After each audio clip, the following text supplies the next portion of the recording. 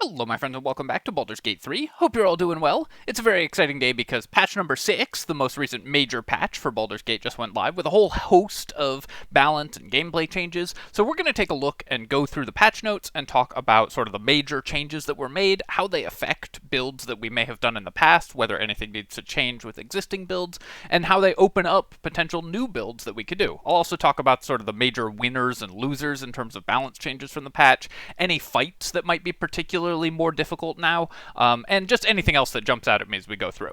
I'm going to be primarily focusing on gameplay and balance changes that affect sort of strategy and builds, but I'll also talk about anything else that jumps out at me as being particularly important. Of course, since this is going to be the patch notes, there will be spoilers, so be warned that there are going to be story spoilers as we go through. And in the previous patch, there were a bunch of hidden balance changes, so it's possible that there are some that are unlisted, but we will continue to look for those. And also, I will be testing at least a couple things definitely, and anything else that looks like it needs testing, I'll jump into the game and we can just try it out as soon at the end of this video and see how things are working, if it's not entirely clear how it works from the patch notes. So let's jump right in and start reviewing patch number 6 for Baldur's Gate 3. It's the Smoochin' patch. So they've added a whole bunch of kisses and idle animations and interactions with romances and so on. That is really nice. It's just nice to have the camp be a little more lively, just feeling more alive. One thing that this game does really well is have the companions feel like real people, and so I think that it's great that they're now going to have more idle animations just to help your camp feel a little bit more alive. So that's always very nice, but doesn't affect sort of gameplay and builds, so let's jump right down to the highlights and see if there's anything here that we really need to pay attention to. You can now dismiss a recruited companion from your party while speaking to the companion you want them to replace them with. Love it. That's incredible. That will save me so much time, as well as everyone else, but especially me, because I have to change my party so frequently for testing and doing builds and stuff, so this patch note is for me specifically. When a dialogue triggers automatically, the game will now try to prioritize your avatar character as the main speaker. That means that builds are going to be even more incentivized to have high charisma skills on your main character, but in general, that is going to just make things smoother. It'll make it a little easier to get Ethel's hair reliably, because you won't be relying on, like, Lae'zel's 8 charisma to do that conversation. That's probably the biggest change, but this is good. It is a poor substitute for the proper fix, which would be to allow any character, whoever has the highest skill check, to make the skill check in conversation rather than just the currently speaking character. That would be a way better fix, but this goes some way towards patching that self-inflicted wound in Baldur's Gate. A couple more intimacy and kissing changes, new cinematics, and so on. No major things there. You can change difficulty during the game, which is great. Anything else? Fix the Shield Bash and Rebuke of the Mighty passives not triggering saving throws. Good, that's just a bug fix that will make those abilities now back in line with what they're supposed to be. And no other major balance changes within the highlights, but of course the balance changes are going to be buried in gameplay and in combat and balance and so on. Alright, so let's jump into the gameplay section and see what has changed here. You can toggle off Repelling Blast. That's really important. That is going to be a huge change that will allow that, which is already one of the best Eldritch Invocations. That one will be working much more reliably and as expected, and you will no longer have to position weirdly to avoid punting enemies into chasms and losing their loot. So great fix there. Auto-selecting your camp supplies before a long rest will use resources more optimally. Hopefully that means they won't eat the owlbear egg every single time you long rest, so we won't have to be manually removing it from the long rest supplies every time. Group hide now works on summons. That's a great quality of life change. Similarly, just a lot of things that make it easier to add and dismiss party members, which I really appreciate. That's just going to smooth out a bunch of extra clicks that the game made you do for no reason. The Elixir of Hill Giant Strength now applies its effects when thrown. That means that you can probably apply that to a bunch of summons and familiars and so on, like animal companions for the Beastmaster Ranger that couldn't easily grab this before, and that will probably change your evaluation for which of those are the best. If you want to use that ability by hurling an elixir at them, you can up their strength to 21, and then some of those summons and animal companions and familiars and so on were held back just by having bad to hit chance and bad damage, the ability to give them 21 strength will significantly change which summons you might want to take and make all of them probably more valuable, although of course it means you're going to have to chug even more potions in an optimal playthrough. Creating harmful surfaces is now a crime. Packed weapon now remains after a long rest. That is great. Huge quality of life change. You guys have no idea how many comments I get on my Bladelock builds from people who are confused that their packed weapon has turned off because they forgot to reactivate it after long resting, which, to be fair, you shouldn't have to do, so I'm glad they've fixed that. Scratch can no longer equip certain weapons like the Everburn Blade. I was literally going to do a build based on that, so that makes me sad. It was a very silly bug, but Scratch with a weapon was very funny, so I'm sad that doesn't work anymore.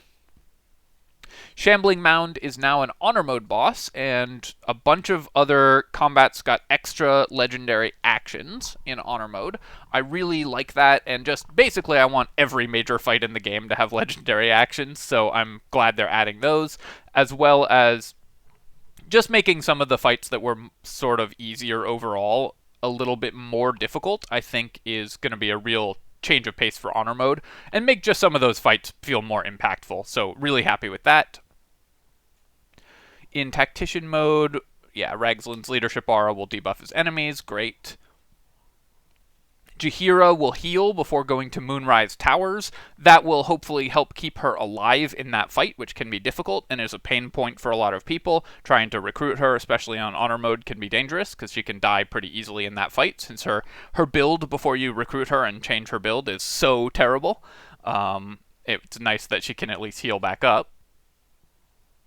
And improved AI pathfinding through dangerous surfaces, that I love to see. Pathfinding changes are way more impactful than you might think, like this sounds boring in general, but that's going to significantly affect how if they've made real changes to it, that's going to significantly affect how things like ice surfaces and whatever play out.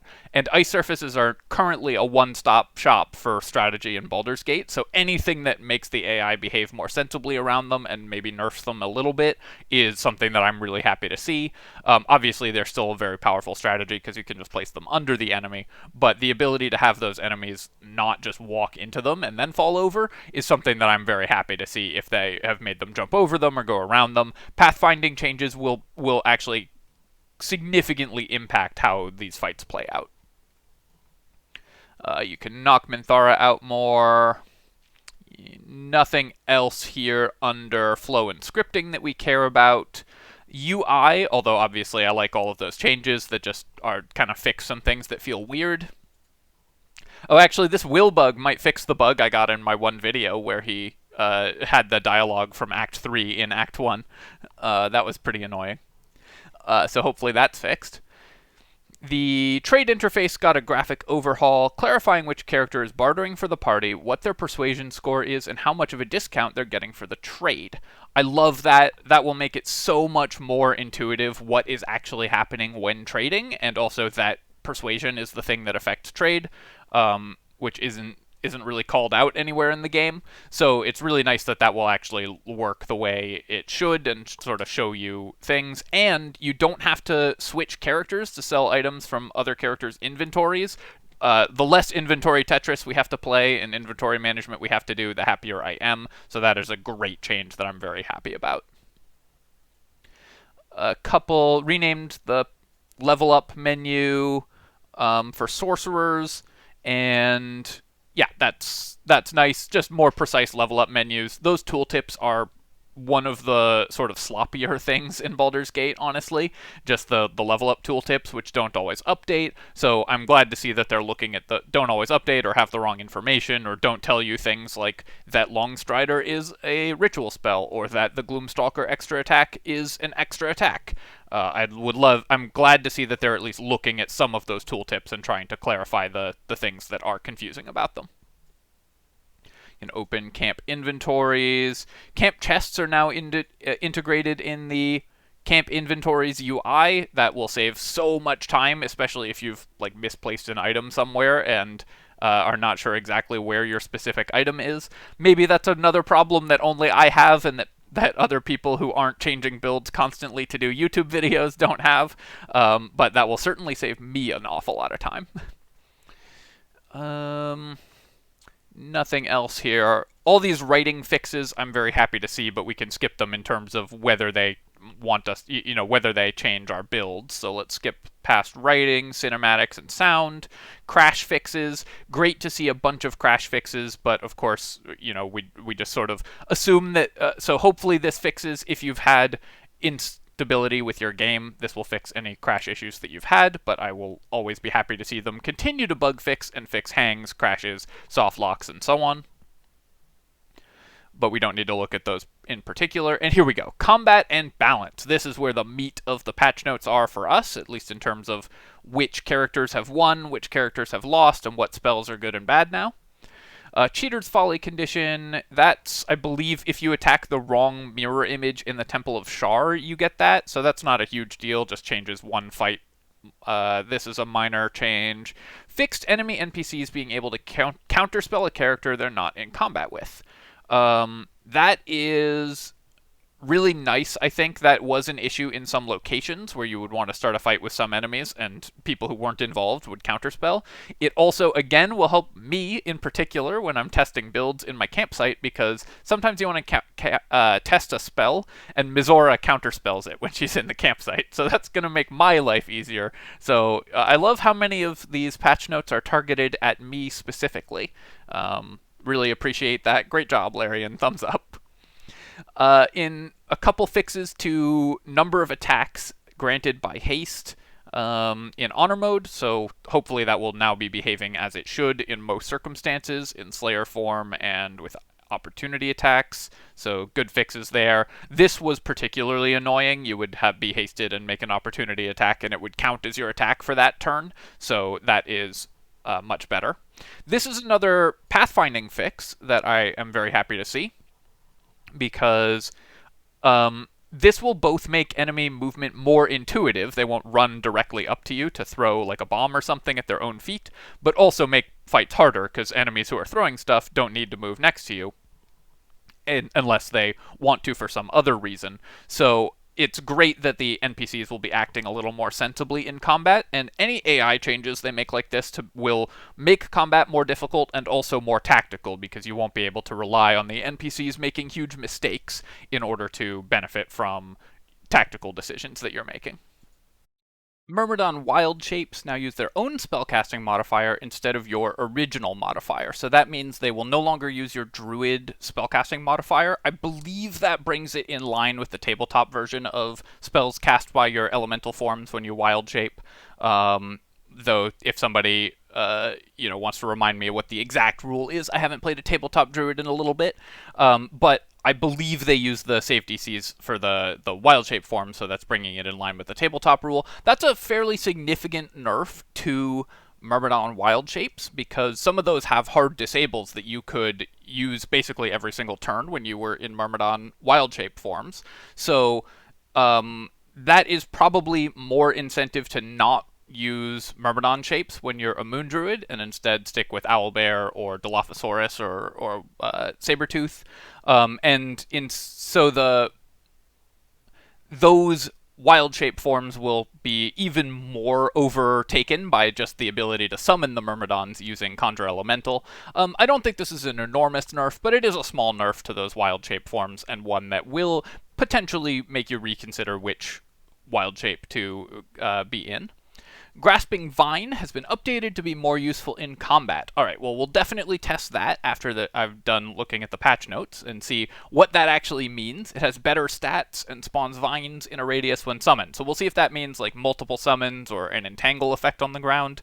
I would love it if this spell became useful because it's so cool, but it's so terrible up until this patch. So definitely we're going to test that one after this. So stay tuned, we'll jump in and do that. Tadpole Power Fracture Psyche does something. That's the one that reduces their armor class by 1, so basically anything that involves that spell we can ignore because it's terrible. Mage Slayer and Portent now work while in wild shape and other shape-shifted forms. That is a minor buff to Mage Slayer, and actually for the jumping owlbear build that I posted a few months ago now, Mage Slayer is a real consideration because that one of the things that build does is shut down enemy spellcasters really well. So Mage Slayer is kind of cool for that, and it's nice that it now works in wild shape. I don't think that's going to be a good build that you'll want Mage Slayer on your Druid as a result, but the fact that it works in wild shape is nice if that's something that you want to do. Mind Flayer form no longer gains an AC buff, that's fine. Scroll of Bestial Communion and Sights of the Seelie now use level 6 spell slots as expected. That's a huge nerf to that secret spell. So this is a secret spell that you get from Lorokin's Tower, and it lets you summon a Deva as a level 5 spell slot, but apparently that was a bug and it's now a level 6 spell slot, so it's the same as Planar Ally, but this is now just a significantly worse Planar Ally because you can only summon the Deva, not the Jinni or the Cambion, not that you would usually want to summon the Cambion anyways. And it is, because it's a wizard spell, it's competing with the Conjure Elemental Myrmidon summons for your level 6 spell slot. So it's probably dropped from, I rated it S tier in my spell tier list, because you get a level 6 spell as a level 5 spell slot. If it's competing with the Myrmidon summons, it's probably down to B or C tier for wizards, because those are just way better summons than the Planar Ally summons, and this is now just a worse version of the cleric spell. So that's kind of sad, honestly. I feel like that spell had a cool niche as a level 5 spell, as a level 6 spell that you got to cast at level 5, and also was kind of the power fantasy for wizards, is finding a cool, unique spell that you can then use that nobody else gets access to. Now it's just a bad version of a cleric spell instead. So I'm kind of sad about that change, honestly, and I don't think it was necessary. I don't think it was like overpowered or anything, and now it's significantly less useful. Mimics now have increased attack damage. That is actually quite scary, because that fight can be very dangerous if you don't know it's coming in Grimforge. Because if you don't detect the mimics in advance, you get the surprised condition, and there's 3 of them, so increased attack damage is multiplied by 3, and when you're surprised, you are effectively stunned for a full turn, so you're going to take 2 full rounds of attacks, potentially. Increased attack damage could make that fight extremely dangerous for some parties, so that is actually going to be a pretty scary moment, especially for new players who don't know that it's coming. This is a really interesting change that will make that fight quite difficult, I think. NPC spells will no longer be able to target characters with the Sanctuary condition. Good, just what we needed. More buffs to the best spell in the game. Sanctuary obviously was already very powerful, but it's good that it now works more the way you would expect it to work. It's still just getting even more powerful than it already was. Jaheira... Oh, okay, so Jaheira's build has been updated a little bit when she's not a full character, when she's a party follower. Hopefully that will make her slightly less embarrassing in the Act 2 combats, but you still probably just want to take control of her. Counterspelling legendary actions, and then, like, hide her somewhere. Counterspelling legendary actions is... now removes the legendary action condition as well. That's good. That means Counterspell will now work properly against legendary actions. Slayer's Relentless Lunge attack now breaks Sanctuary. Just more consistency updates for Sanctuary. So far, what I'm seeing, the major updates are to... I guess Grasping Vine is probably the biggest one that we want to test, but for the most part, these are consistency updates that will make things act the way you expect them to, more than they are major balance changes. Though there's still a couple balance changes that haven't been mentioned that I want to test. NPC actions that can frighten targets now check for advantage and disadvantage, sure. And Hold Person no longer works on gnolls. That makes sense and is a minor nerf to Hold Person, although you usually wouldn't want to use it for the gnoll fights anyways, which are all about controlling lots of enemies. You'd rather use Grease or something like that, Grease and Tangle, whatever. So that's not going to change the way those fights play out significantly, I don't think. gave Dror Ragzlin the ability to win the spiders to his side. If you have to fight him and the whole goblin camp and the spiders all at once, that could be very frightening. So that could now be a quite difficult fight, in addition to the buffs we already saw. Definitely one in your future playthroughs to watch out for, because if that is something that makes you fight all of those enemies at once, that could be really dangerous. Nothing else here that I'm really noticing that is too impactful. Grimm's legendary action was dealing more damage than intended, so that should be a little easier now. Increase the difficulty of the Ketheric encounters in Tactician and Honor mode. That is a... we don't know what that means exactly until we've actually played through it, but that could be quite dangerous, and that's great, because that fight, I think, was a little too easy for a boss fight, so I'm glad they're buffing that fight. No other fights here that that seem to have changed too massively. Cazador now heals for 100 hit points instead of 20 when he completes his ritual and ascends. Him having 80 more hit points is not going to be like fight changing, but it is nice, and I do think that fight is like on the easier end for the late game boss fights. So a small buff to that fight makes a lot of sense to me. And the Gondians are more dangerous. They get the Blur spell. Although if they spend time casting Blur, maybe they've gotten less dangerous. We'll have to see how that actually plays out. Anything else? Loroican's combat got a lot of changes. His Myrmidons and Crank can now fly at will, so that gives them a lot more optionality to move in that very vertical arena. He can get Stone Skin. That won't matter because you'll have magical weapons by that point. He will now have cast Mage Armor before meeting your party, and he used to always spend his first turn casting Mage Armor, so you basically got a free turn of hitting him, or free turn of fighting. So that fight should now be much harder, and I'm looking forward to that because that was another one that I felt was undertuned.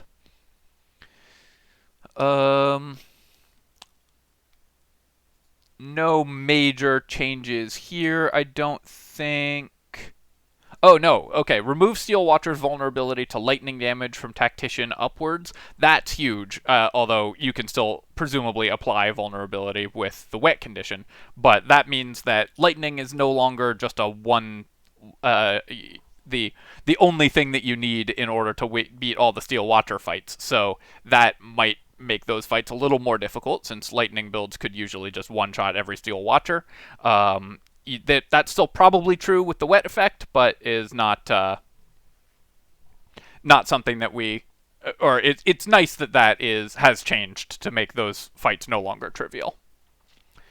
Answer's immortality. That means you're basically going to have to take an extra turn to kill him, so that fight has also gotten a little more dangerous to kill Answer, so that fight has also gotten more dangerous. Nothing else here that is going to be significant for specific fights, but just in general, I like that they're tuning up some of the undertuned fights in the game. A bunch of changes to crimes and crime detection. You can no longer loot Myrmidon's weapons, so that's good. Companion Shadowheart will keep the artifact. That always felt weird that you would send her to camp and the artifact would pop over to you. It just felt like a bug, so I'm glad that's been fixed. Fixed an inconsistency with thrown objects. Thanks for the super detailed patch note. I have no idea what that could be referring to, but we'll, I guess, have to test that one as well. Over probably a long playthrough. That's not something I'm going to be able to test in this first impressions video, but hopefully that just means that things will land where you throw them a little more often. Minthara got buffed a little bit. You can always dig with your shovel. That's great. Nothing major here, it looks like. When you cast... Yeah, so these are all detections for crimes and so on. NPCs can no longer cast Counterspell outside of combat. That's the one that we already saw. Fixed Combat Inspiration not going up to D10. That's great. I mean, Combat Inspiration, not a powerful ability, but it is really nice that it actually works properly now. Fixed Chain Lightning and Ice Knife being affected by Metamagic Twin Spell. That is a huge nerf. to those spells. So Chain Lightning, you could get double damage as long as two enemies were close together. That also means I have to re-record that section for my upcoming spells tier list, because I talk extensively about getting double damage by twinning it. But basically, if you twinned it onto adjacent enemies, they'd each take the main damage and the bounce damage, which isn't how twinning spells should work. And so that could let you get massive damage from a single cast of Chain Lightning. Glad to see that nerfed, because that was definitely a bug, but it does reduce the utility of that spell somewhat. I think it's still just a good spell overall, but I'll talk about that more in my upcoming level 6 spells tier list. Stay tuned for that. And Ice Knife being twinned, this means Ice Knife is no longer the be-all and end-all of combat spells for sorcerers at low levels. You could basically double the damage of Ice Knife on single targets for the same reason as Chain Lightning, so that is great. AoE spells like this shouldn't be able to be twinned, or multi-target spells like this shouldn't be able to be twinned, so them not being able to is a good fix. And just removing bugged doubling damage of things is always something that I'm happy about, even if it means that I'm going to have to re-record that segment of my tier list. Stinking Cloud Advantage, that's not a huge thing. Items can only be sent to specific companions in camp if a party member is in camp at the time. I'm not entirely sure what that means. Water elementals and water myrmidons can now recover from deep water chasms. That's kind of cool. I like to see that. Fix some skill checks and dialogue not correctly being given advantage. Sure.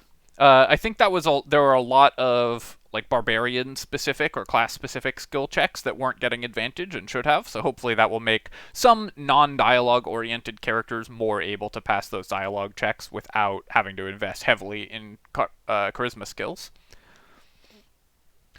Fixed transmutation stones not being destroyed when their casters leave the party. So this means that the transmutation wizard camp follower trick should no longer work. So you can no longer just get free con save proficiency from a transmutation wizard sitting in your camp. That's good. That was a cheesy and kind of stupid bug that relied on a lot of like micromanagement of your characters. So glad they're fixing that. I will check if they've fixed some other camp follower stuff too, because hopefully they've fixed some of the other camp follower buffs, and we no longer have to like decide between being suboptimal and being time-consuming and cheesy. I think it's Sid Meier who said, given the chance, players will optimize all the fun out of a game, and that's definitely a case of that happening, where you go back and forth to your camp to recast those spells over and over again.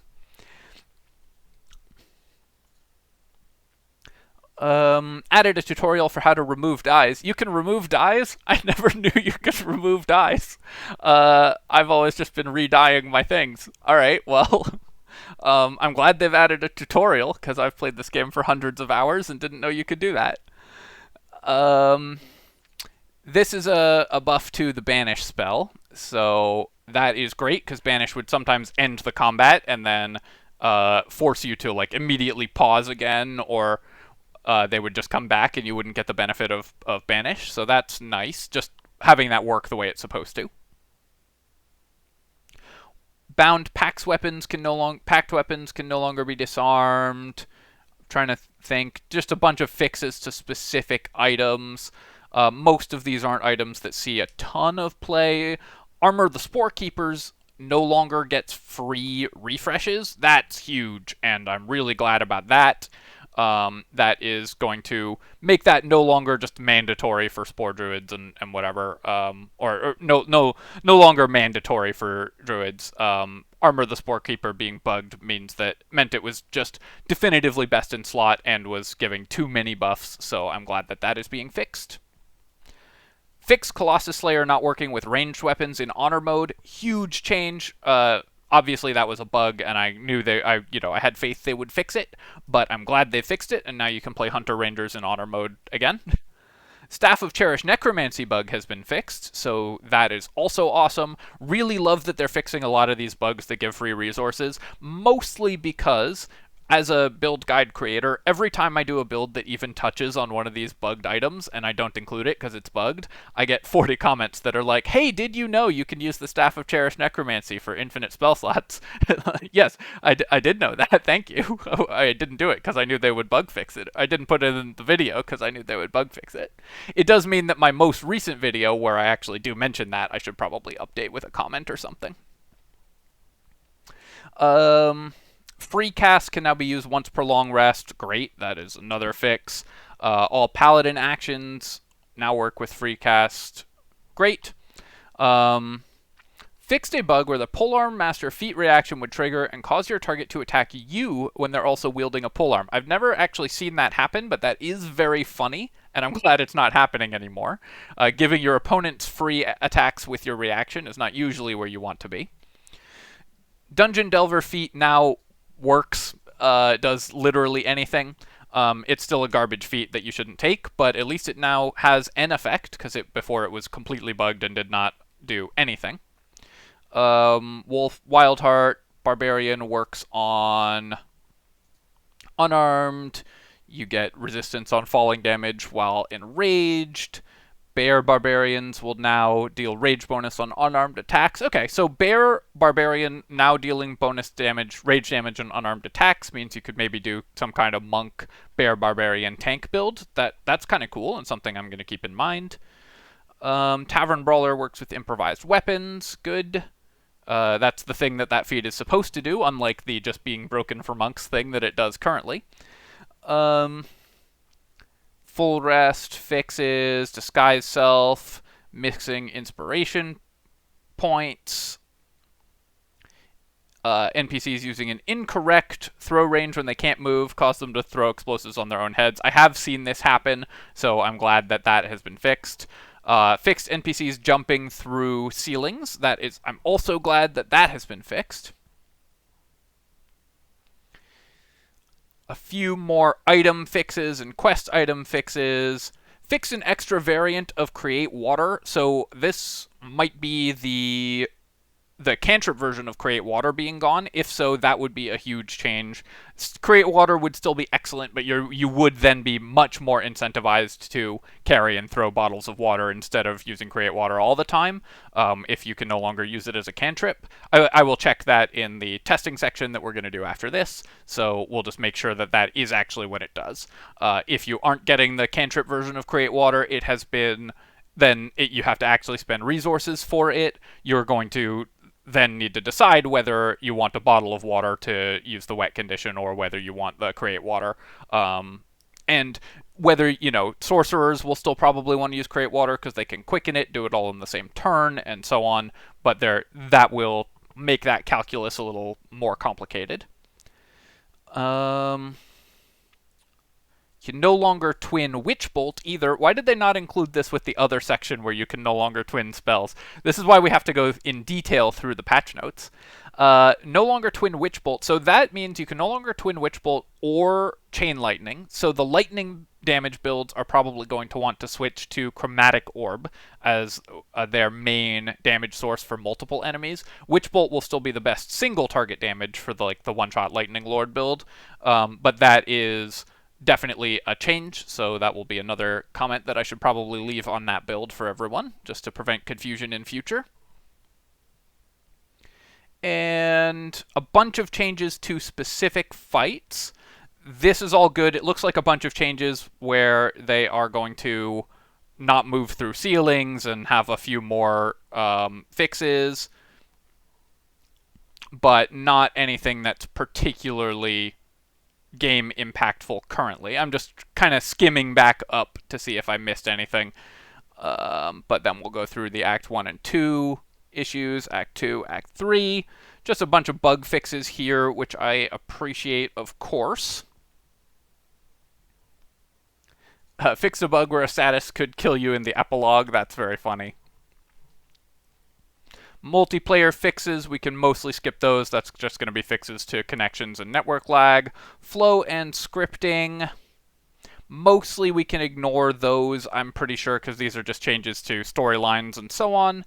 But I am Interested to see if there are any more mechanics changes, so let's just keep scrolling down through these things.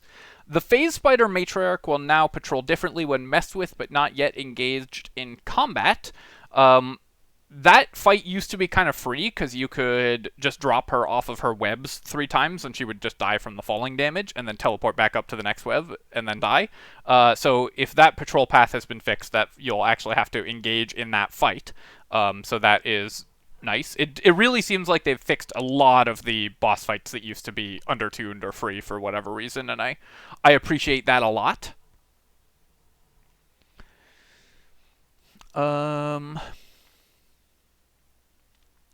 No more changes that I can see here.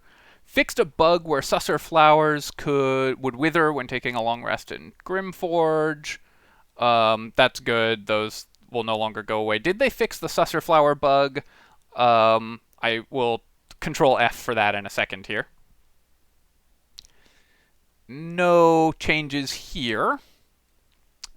I'm just going to skim past most of these because I don't think they're going to change how we build characters, but I am interested if they have fixed the susser flower bug, because again, that will change significantly any builds or whatever that are based around that. They have said that they have fixed the susser flower bugs previously, though, so I'm not holding out hope even if they claim they have. Journal changes, we don't really care about that. Performance and options, great to see those updated and very happy with that. Tooltip updates, love that they're updating some tooltips. I wish this was about, I don't know, 500 times as long, because the tooltips in this game really need some work. But I'm glad they are doing some work for it. Level up tooltip fixes as well is really nice. Bunch of level design fixes as well, so that you can no longer move through walls and things like that. Very happy to see that. And art fixes, lighting, sound, and so on, and I believe that that is going to be the end of those changes. Let me see if I skimmed over a susser flower fix, because if they've done one thing with the susser flower, then they may have done more things. Yes, fixed a bug where susser blooms wouldn't wither if you stacked them, brought them out of the Underdark, and then unstacked them. Glad to see that bug fixed, even though it does ruin the one build I based on that thing, but obviously permanent silence for no save is way too powerful to have access to in the game, and it's very good that they have fixed that thing. Alright, so that's my look at the patch notes. It seems to me like the big winners here, or there weren't really too many big winners here, other than Hunter Rangers, who have been fixed on Honor Mode. So Hunter Rangers have probably gotten much better, and Druids have received potentially some fixes as well, with grasping vines and so on, but also a couple nerfs to their wild shape forms, and a bunch of bugs have been fixed. So the lightning builds got a little weaker for a variety of reasons. Create Water got a little weaker. Overall, I think most builds are going to stay intact, but a lot of builds that were based around abusing bugs have been fixed, and I'm glad about that, and a lot of builds that were based around sort of weird corner cases or twin spell have been nerfed significantly, and I'm happy to see that as well. So very happy with these balance changes overall. I'd have liked to see more extensive changes, but it's possible a bunch of those are hidden, and I'll test at least one, because there's one spell that's bugged that I would like to test, which we will just do in a second. Let me hop over to the game. Alright, let's test the new and supposedly improved Grasping Vine and see if it's any good now. We'll just have to prepare it. Obviously, Jaheira here does not have it prepared because it wasn't worth preparing before. This is a spell I rated D tier in my spell tier list, so I'm very happy to see that they've done some adjustment to it. The problem was it had 5 HP and 10 AC previously, so it was basically completely useless. I'm just going to quick save here because we might start a combat, and let's just see what it's like now. Okay, so it's now got an AoE, and it has an entangled radius. It seems to have 26 hit points rather than the previous 5. I'm also interested to see now, previously when you started a fight in your encampment with the Oathbreaker Knight, everyone in your camp would join in on his side, whereas now it looks like they join in on your side, which is a little more sensible. Good move, Lizelle. Spend your action to cast Jump on the Grasping Vine. now it looks like they joined in on your side, which is a little more sensible. So that's a nice flow change there. Anyways, let's look at what the Grasping Vine actually does. So it now has 13 AC, up from 10, 26 HP, up from 5, so more than 5 times as much HP. The save DC on the pull effect, that's 100% because, of course, we're pulling an ally there. But if we were to pull, well, we'll just pull Withers because he won't get mad. He failed but didn't get pulled over to it because he got blocked by this chest. So still not actually reliable. And he failed the saving throw with... Why is it intelligence-based? I'm confused. Save DC 8, -4 intelligence, +3 proficiency, +2 from difficulty. So it's giving me the difficulty DC. So that calculation's wrong. There's obviously those numbers don't add up to 12. It's giving me the Tactician difficulty bonus on the Grasping Vine save DC, and it is basing it off of intelligence with a -4 rather than wisdom or the Grasping Vine's like strength or something, which you might expect it to do if it wasn't Jaheira's actual save DC. So I'm going to say that this spell is still extremely bugged. Let's look at the save DC on the Entangle. Because the Oathbreaker Knight failed against the Entangling Vines as well. Come on. And that is using the Jaheira's actual save DC of 17 here. So that's very funny. So this now creates a very small entangle that you still but you no longer have to concentrate on it. It looks like because she's not concentrating on it. Okay, so they've removed the concentration requirement from this as well. But the save DC on the pull is extremely buggy. The save DC on the entangle is fine. A no concentration entangling effect is fairly interesting. It's a little small to be useful. I'm also not sure if the Grasping Vines dies, does the... Let's see if we can kill this Grasping Vine and do the vines actually go away. I need to do that with a not fire thing, because presumably that'll burn them. So let's see if we can hit this with a level 6 Witch Bolt. Alright, so we killed that, and it does not make the vines go away. So now you have a way with a level 4 spell slot to get a tiny radius of no concentration vines, although the actual summon of the Grasping Vine is still terrible. I'm going to say this spell is still bad and also still bugged, but it's kind of interesting that they've done something with it, and a no concentration pile of vines is something that could conceivably be useful in some circumstances. Step in the right direction, but just not an appropriate fix. Alright, let's also look at... I'm going to reload my save here. The other spell that I wanted to test, because it's one that has been persistently bugged throughout the entire game, and that I talked about in my already recorded level 6 spells tier list, is Wall of Ice. So I'm going to reload that and then reload our save here and see if Wall of Ice is also bugged. So let's make sure that we have that. I guess Gale can learn it. Do we have a scroll for that? Yeah, alright. So Gale, you're going to learn Wall of Ice and prepare it. And then... So Wall of Ice was significantly bugged in several ways. You can see in the tooltip it's supposed to deal 10d6 damage when you cast it and then 10d6 when you break it. It wasn't doing the initial cast damage, and it only does 5d6 when you break the Wall of Ice. So I want to test if those things are both still true, and you can just kind of see my testing here. I'm going to, again, quick save. And then we are going to cast a Wall of Ice just along a bunch of people here. I guess let's hit Volo and Karlach with it. See if this also stops these walls from spawning on top of the creatures. It stops the pillars from spawning on top of the creatures. So let's see.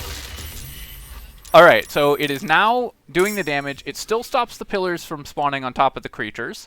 It also pushed Karlach into the sky, which is very interesting. It still... has the saving throw against prone. Yeah, Karlach is still saving against prone. I like that Lae'zel's now fighting but didn't enter turn-based mode. So there's definitely still some bugs occurring in this game. I'm not sure exactly what happened there. We are now having a real-time fight across the arena here. Let's just go into turn-based mode so we can figure that out. It did not leave the... Oh, which is not helping. We're still in not in turn-based mode on the other side of the arena. It did not leave in the places where the ice pillars didn't spawn the areas of icy clouds, but let's have Karlach... this is very irritating. You can see this this game is still having some issues. Karlach has been pushed into the ceiling here. But what happens if I just dismiss the concentration, actually? Alright, so that has created an icy cloud in this whole arena, and Karlach took additional cold damage from that. Did that cold damage work out as well? So that cold damage is still the bugged out 5d6. It's supposed to be 10d6 in the icy cloud here. But now you can use Wall of Ice to get 10d6 plus 5d6 by casting it and then immediately dismissing it. So that is a significant buff to the spell, as well as proning enemies. This spell is definitely worth another look. I'll talk about this also in my... Still not sure why just a whole combat's going on over here. I'll talk about this also in my tier list. It's clear that there are still some extant bugs in the game, though, so we'll hopefully see a couple hot fixes to sort out some of what's going on there. But it's really nice to see that Wall of Ice has been fixed, and that is now a much more powerful option. Alright, my friends, I hope that you've enjoyed this look at the patch notes, and if you have, of course, feel free to leave a comment. Let me know if I've missed anything. There are, of course, probably a ton of unlisted balance spells. Thanks, party. Let's just pause the game so it's not making noise. There are, of course, a ton of unlisted balance changes, presumably, that are continuing to happen, so let me know any major ones that you encounter. And, of course, you can leave a like, comment on the video, both of those things help a ton with the algorithm, and subscribe to my channel for more Baldur's Gate build guides and other strategy game content. Cheers, folks. I'll catch you next time.